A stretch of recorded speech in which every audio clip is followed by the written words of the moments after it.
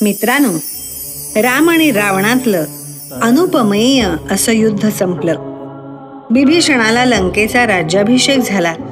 श्रीरामांच्या आज्ञेनं हनुमान आणि बिभीषण जानकीकडे गेले. हनुमानाने सीतेला युद्धाची समग्र वार्ता आणि रावण वधाची सुवार्ता सांगितली. फुलांच्या माळा लेऊन सीता बिभीषणाने पाठवलेल्या मेण्यात बसून रणभूमीवर श्रीरामांच्या समोर आली. काही वेळ दोघंही एकमेकांसमोर स्तब्ध उभे राहिले. नंतर अत्यंत शांत पण धीर गंभीर स्वरात श्रीराम सीतेला म्हणाले, जानकी, एक भयानक पर्व संपला आहे. मी माझ्यावरचा आणि रघुकुळावरचा कलंक धुवून काढला आहे. तुझ्यासाठी युद्ध करून आज वानर जेते ठरले आहेत. सुग्रीवाला यश आलं. तुझ्यासाठी सागर ओलांडणारा वानर कृतार्थ झाला आहे.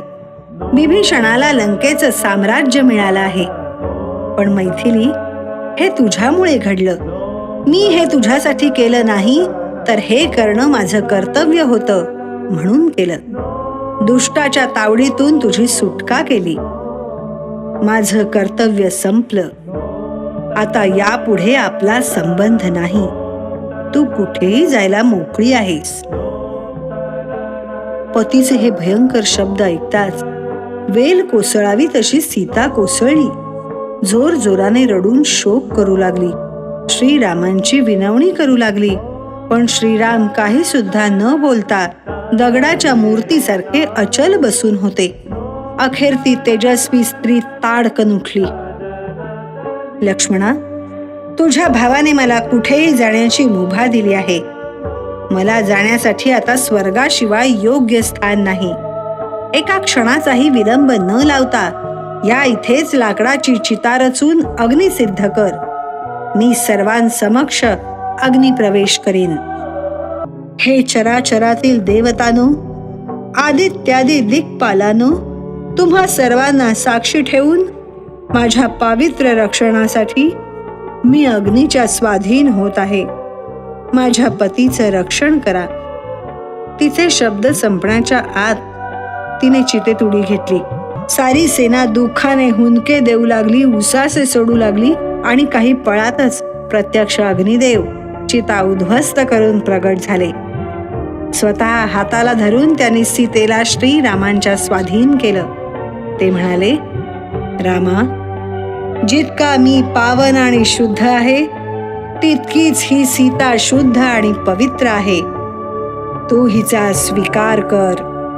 श्रीरामांनी अग्निदेवास साष्टांग नमस्कार घालून म्हटलं, अग्निदेवा, आपली आज्ञा मला शिरसावंद्य आहे. सीतेच्या निष्ठेविषयी किंवा पावित्र्याविषयी मला किंचितही शंका नव्हती. रामाच्या मनात सीता आणि सीतेच्या मनात रामाशिवाय दुसरं कोणी असणार नाही याची आम्हा दोघांनाही खात्री आहे. पण तेव्हा मी राजा असलो तरी लोकनायक आहे. माझं नायकत्व लोकमान्यतेवर आधारलेलं आहे.